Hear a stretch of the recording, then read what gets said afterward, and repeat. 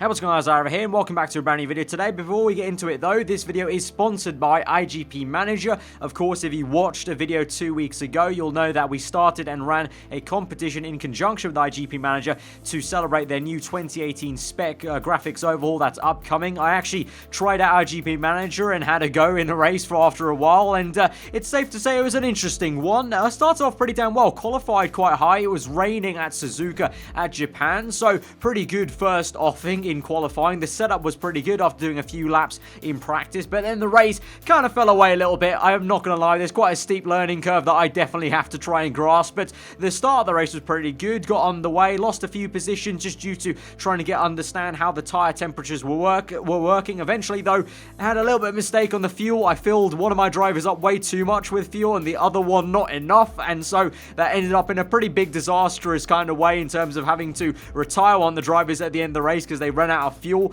and the other driver did come home pretty okay. And I would say for my first outing, I would say it was okay. I came about middle of the pack of 32 drivers, so quite a big grid. So I think I held my own, and definitely without the mistakes I could have done a lot better. That's how I went on, but let's get on to how you guys did, because of course the competition with IGP Manager was all about you guys signing up and trying to win one race in a league, or whatever league it could have been, and one random winner would be selected to win an Apple iPad. Can reveal the winner is, and apologies if I pronounce your name wrong, Stoil Stevanov from Bulgaria. The profile picture's right here on screen right now, so congratulations to you. You win the Apple iPad from 2018. So there should be someone from IGP that's going to contact you with the details of how to claim your prize. But congratulations to him, and commiserations to anyone that did enter that competition. But remember, this was all to celebrate IGP Manager's brand new 2018 spec car and launch of a new graphics overhaul for their car editor coming up in the coming few weeks. And you can get signed up to the game ready for that 2018 update with the link below. But without further ado, let's get into the rest of the video.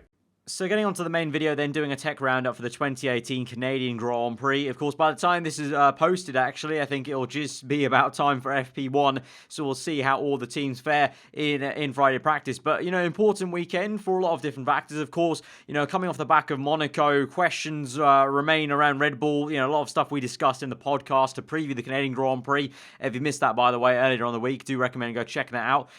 But yeah, sticking to the kind of tech updates, actually surprising for me at least. I don't know about anyone else if they're surprised about it, but I never really heard about any of these updates coming to the Ferrari car. But a pretty big overhaul actually to the side pod area, and I guess the barge board more so. That entire area of the car completely looks aesthetically very different. You know, obviously the stark contrast is the fact that they've lost all the red paint. I don't know if it's a case of maybe this was a pretty last minute update, because like I said, there was no news of this update coming. Like, we heard about a Red Bull engine update, obviously the Renault update. We heard about Mercedes now engine update being actually delayed, and they've moved their new engine back to the factory. And we heard about plenty of other upgrades. We even heard about Haas, who were going to confirm to be bringing a lot of updates, and we will have those updates later on in this video. But we heard nothing about Ferrari, so it kind of alludes to also the fact of the lack of red paint, which obviously doesn't really go with the car. I mean, it kind of makes sense to have a little bit of red somewhere in there. Kind of, I think Ferrari maybe had a very late planned update come to Canada,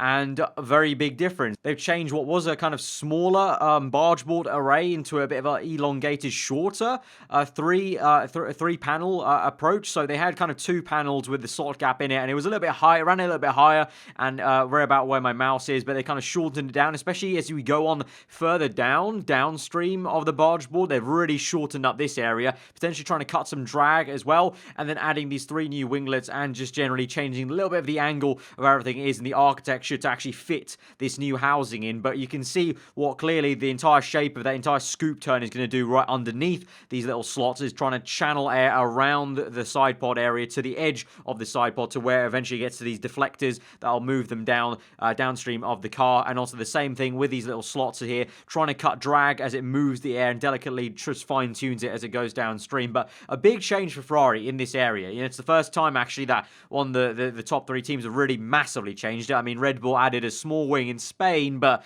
it's nothing majorly aesthetically different compared to what Ferrari have done here for the Canadian Grand Prix. So I'm surprised, but also encouraged by that. It's good to see the top team still, finding room to make what seemingly is quote-unquote bigger changes, because, as the years go on, you always find the top teams rarely make huge changes to their cars mid-seasons, more kind of little tweaks here and there, whereas the midfield teams and the smaller teams are the ones that do it. And speaking about midfield teams then, as I said, Haas was a team that had already been reported to be bringing updates. They kind of said it in interviews that they hope to turn their season around a little bit from what was a pretty disastrous Monaco Grand Prix, obviously, that we can all agree upon.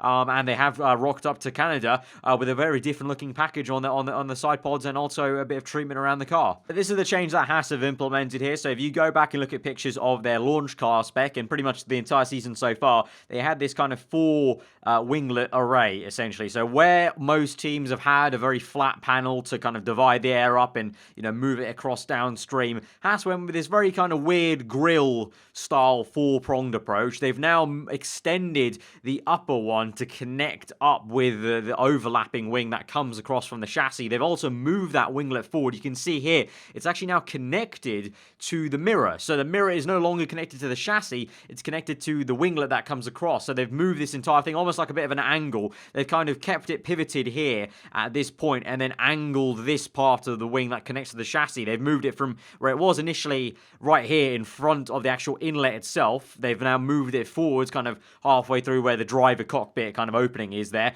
and they've decided to attach the wing mirror there. So a lot of teams playing around, maybe thinking about playing around with the wing mirrors. So Haas doing this. Also Renault, I don't actually have a picture of it for this video, but Renault have now also, looks like they're going to be running a mirror that is attached to their halo, like Ferrari have done. So I don't know, I think it seems like maybe Ferrari sparked up the teams finally kind of biting the bullet about thinking of changing the way they maybe move the mirrors about, kind of moving the position. At least Haas going for this. You can see from this angle, even the wing mirror itself is also very weirdly angled. It's like angled, jutted forward. So very intriguing solution that Haas have come up with, and the change they made, and this is what I'm talking about here. Essentially used to be a straight line to the chassis. They've now pivoted it a bit further forwards, wanting to try and affect the air maybe before it got to this point. Maybe they felt like that maybe the air wasn't being affected enough, so they wanted to move this wing a little bit far forward. Also, the way it's angled suggests perhaps also they're maybe trying to definitely direct some more air directly into the side pod, as well as over the top of the side pod, because you can see the downward shape directly facing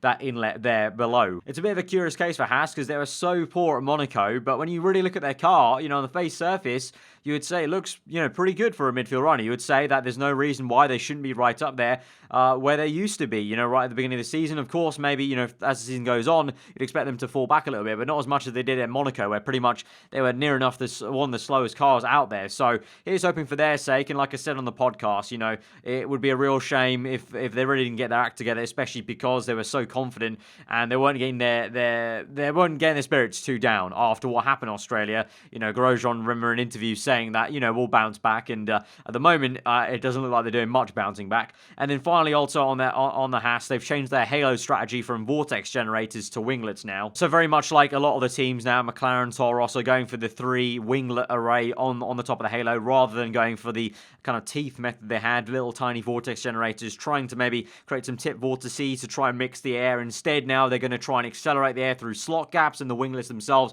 Also, potentially, you can see on the edges the way they're curved, potentially also just trying to play around with it as it goes downstream on either side of the engine cover as well. But like kind of was said all the way back on pre-season, the quotes were that by about halfway through the season, you'll see most teams converging on how much they're even doing with the halo. And pretty much you're seeing that now. Most of the midfield teams have pretty much got the exact same strategy. A few little differences, like Toro Rosso with the bottom winglet, McLaren maybe with different shapes winglet compared to Haas, but all of them pretty much going for the same solution. McLaren obviously going to be an important weekend for them. Fernando Alonso already saying question marks over their straight line speed due to the draggy nature of the car, and so coming to Canada with a different front wing configuration compared to Monaco, obviously different kind of circuit, but in many ways you still need plenty of downforce with the corners you do have at Canada. I mean, the back straight and the main straight is kind of deceivingly maybe sometimes touts it as all about a straight line speed circuit, but you do need plenty of downforce, and that's also why because they're kind of middle speed corners, and so you need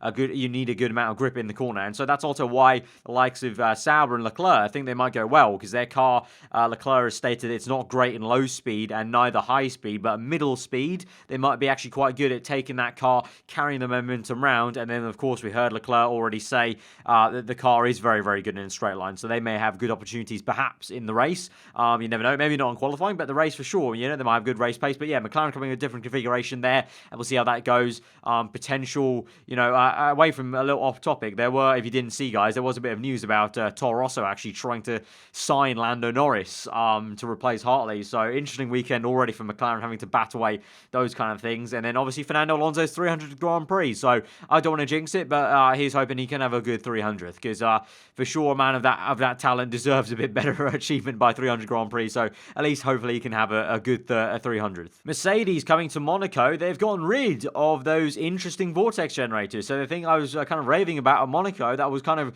a very surprising, interesting thing that was on the Mercedes car, because very rarely, to be honest, are there very interesting developments on the Merc, I'll be honest, throughout the entire season. In the last couple of seasons, it pretty much stays almost like the same car with just subtle changes here and there. But that was like the first major change we saw, vortex generators on the top, very much like McLaren at Monaco. But coming to Canada, I feel like they don't need it. So kind of like that was almost like a Monaco-specific update, perhaps. So I'll be interested to see perhaps if it comes back for the Hungarian Grand Prix, because they say Monaco without the barriers, of course, Hungary is. So maybe that's going to come back for Hungary, but Canada not needing maybe the extra air attaching to the top of the side pod, just perhaps wanting to cut the drag by removing those at the top of the side pod. So interesting. I thought honestly those might have stayed there, because you saw teams like McLaren and other teams keep those vortex generators all year round. But Merc, no, looks like that was a very specific Monaco update. On the rear wing as well, Renault have changed the way they've got the kind of slot gaps at the very front facing part of their rear wing pylon here, just going for a bit more of a curved approach in terms of the way it goes from top to bottom. You can see a bit more arched. And speaking about rear wings in general, you're going to see a lot of different teams perhaps. It depends on, maybe the Mercs might not try it or something like that, but Toro Rosso for sure, and other teams like McLaren going for a bit of a shallower rear wing compared to what they had at Monaco. Obviously Monaco is pretty much the max angle they're allowed on the rear wing, whereas we hear Canada, like we'll see later on in the season, like Spa, they'll go for a bit of a shallower approach just to try and cut some drag and just try and reduce the downforce they're purely creating from the rear end there, just trying to get a bit better straight line speed. And of course Toro Rosso, that's been a debate that I've had plenty of times, and I'm still kind of adamant that it seems like the Toro Rosso and Honda pairing isn't that bad in a straight line. Like Toro Rosso's car is pretty drag efficient, unlike the McLaren car. So it'll be interesting to see how they go as well this weekend. I hope they can go well, but obviously odds are a little bit against them, but I think they could go okay if they don't get stuck up in kind of any kind of incident. And sticking with Toro Rosso just for a sec, just want to point out that now we're seeing a lot of the teams really develop the rear floor. You can see now, we talked about Ferrari before using the kind of slot gap approach. You can see now with Toro Rosso here, 4 different little L-shaped slots trying to squirt air towards this little gap between the rear tire and then the rest of the rear wing and the car, trying to create a bit of a vacuum seal there. The better they can, the better efficiency they can on the rear end, and just trying to get air to this underside where you've got this kind of overarching part of the actual engine cover and the rear end of the car, trying to get it in this kind of tunneled effect area where the air kind of flows very easily. But yeah, a lot of teams now, midfields included, Sauber as well, really working on the floor now in ways we haven't seen ever so far, due to now with the 2018 regulations, with the kind of whole widening of the floor. And then finally moving on to Williams. Williams, obviously they need a good result. They could go well here. They went well at Baku, obviously long straights there, and so here at Canada, I know I just said it, it's sometimes a little bit too easy to call Canada good for straight line speed because of those back straights, but you can't lie, it probably will help Williams to gain a few tenths back maybe on the straight compared to their rivals. But I don't know if this has been done before, so my mistake if this has already been shown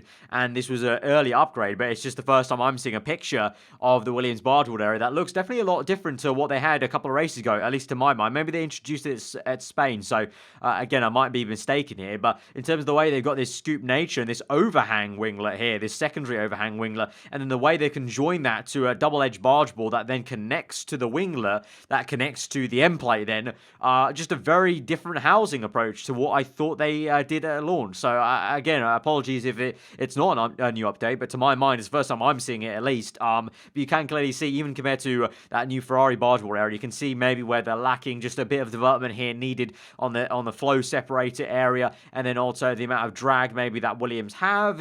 Claire Williams has already stated in previous races that Williams have lost their complete straight line speed advantage, so maybe something they're trying to work on as well. But that's going to be the final update then of the weekend. Not too much to go on. Obviously, the major updates were coming in for Spain, Monaco, but like I said, the biggest one was surprisingly Ferrari coming in with that package update. And then away from the aero front, I'm not much of an engine man, but Mercedes weren't meant to have an engine upgrade, like I said, got delayed. So Hamilton's already played into trying to drum up some kind of underdog vibes by saying Ferrari will be strong. Interesting to see now, with a lack of a Mercedes upgrade, how will the Renault upgrade now look with the Red Bull car and also the works around a McLaren? That's going to definitely be one. And like I said, I'm really going to be keeping an eye out on how Sauber, Alfa Romeo do. I really hope they can go well with Leclerc and also Ericsson as well. Like we discussed on the podcast, it may suit this circuit might actually suit their car. So on the lookout, and definitely for my fantasy career, looking out for Leclerc to hopefully do well. I don't know about you guys, but yeah, this has been this video. So if you did enjoy it and you did find it informative, then hit that like button. Let me know what you thought in the comments below. If you're around here, do get subscribed for weekly Formula 1 content. I'll see you guys next time. Goodbye.